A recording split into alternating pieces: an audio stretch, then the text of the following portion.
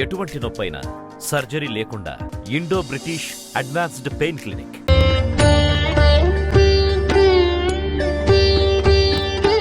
గురుగారు 500 ఏళ్ల కళ అయోధ్య నెరవేరింది. దీని తర్వాత ఇప్పుడు బాగా ప్రాచుర్యంలోకి వస్తుంది జ్ఞానవాపి. అసలు జ్ఞానవాపి మసీదు కింద ఆలయానికి సంబంధించినవి ఉన్నాయా? అసలు నంది అటువైపే చూస్తోంది అంటున్నారు. శివాలయం నిజంగానే ఉందా? అసలు ఏంటి ఈ రహస్యాలన్నీ? కోర్టులు ఏం చెప్తున్నాయి? కొంచెం వివరించండి. తప్పకుండా అమ్మా. హర హర మహాదేవ. హిందువుల హగోరుల సాధుల కళ నెరవేరబోతుంది. కాశీ విశ్వనాథుని ఒక మూఢనేత తెలిసింది, వాళ్ళ పాపం పండింది. ఎందుకంటే ఇతిహాసం తప్పు చేసింది. 1600 శతాబ్దములో మొఘల్స్ వీళ్ళంతా కూడా కలిసి హిందూ దేవాలయాన్ని ధ్వంసం చేసి తప్పయింది. ఆలయాలు నిర్మాణం కూల్చివేసి వాళ్ళ మస్జిద్ నిర్మాణం చేసుకున్నారు.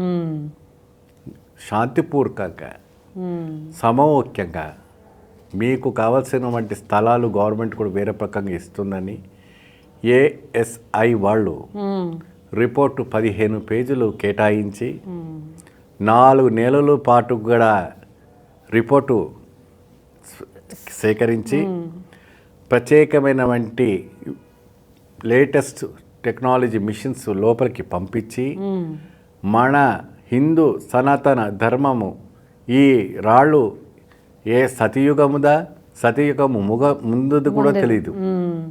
అటువంటి ఆడవాతితో ఉన్నవంటి మస్జిద్ కింద త్రిశూలం ఏం చేస్తుంది, మస్జిద్ కింద శివలింగం ఏం చేస్తూ ఉంది, అక్కడ ఉన్నవంటి గోడలన్నీ కూడా శివ శివ శివ అని కేకలు పెడుతున్నాయి.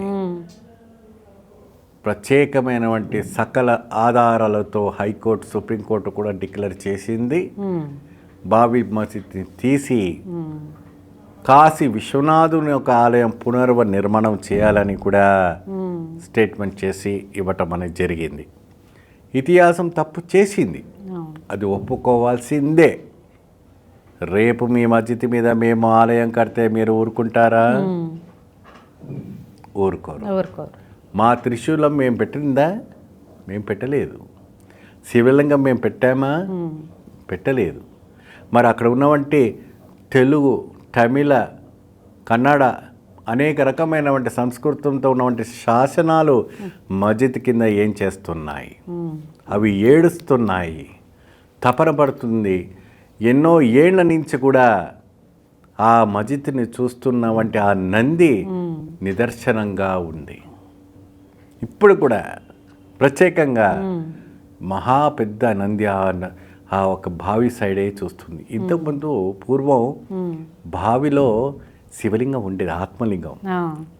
ఆ నీళ్లు తీసుకొని అందరూ కూడాను ఆరోగ్యంగా ఉంటుందని ఇంటికి పట్టుకుపోయేవాళ్ళు. మీకు ఇదివరకు ఒక కార్యక్రమంలో చెప్పాను, కాశీలో ఉన్నటువంటి గంగను, శ్మశాన గంగను తీసుకుపోయేవాళ్ళు కాదు. కాశీలో ప్రత్యేకమైనటువంటి ఒకటి ఉండేది, అందులోంచి తీసుకుపోయేవాళ్ళు. అది బావి. బావిలో లింగం ఉంటుంది కాబట్టి బావిలో లింగం నుంచి వచ్చేవంటి నీళ్ళని తీసుకుపోయేవాళ్ళు ఆ రోజుల్లో.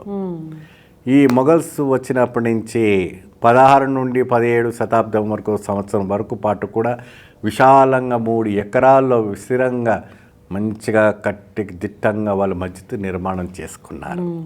తర్వాత శివుడై అహల్యాబాయి వచ్చి ఇక్కడ ఈ పక్కనే ఆమె బంగారపు గోపురము కట్టి అక్కడ ఉన్నవంటి అన్నీ కూడా తొలగించి ఏదైతే పురాతనమైన ఉంటుందో ఒక బ్రాహ్మణ ఒక ఇల్లు శివలింగం ప్రతిష్ఠ చేసి ఆమె కాశీ స్థాపన చేసినవంటే అహల్య మహారాణి.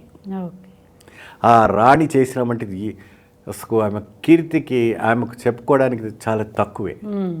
ఇప్పటికి కూడా కొన్ని 100 కిలోలు ఆ కాశీ గోపురం పైన ఆ అహల్యాబాయి ఆస్తి తల అంతా కూడాను పెట్టి శివలింగము కోసం, శివాలయం కోసము, శివుని ఆలయ నిర్మాణం కోసము ప్రాణత్యాగానికని సిద్ధమయ్యి నిర్మాణం చేసింది. కానీ ఆమె చేసింది వృధా పోలేదు, తాను చేసిన వంటి తపస్సు వృధా పోలేదు.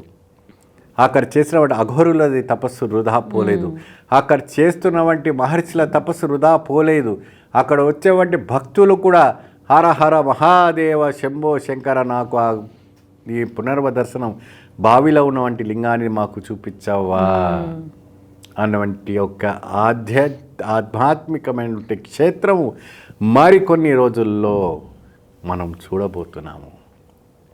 మరికొన్ని రోజుల్లో చూడబోతున్నాము. పునర్వ శక్తి మనకు అక్కడ కనపడుతూ ఉంటుంది.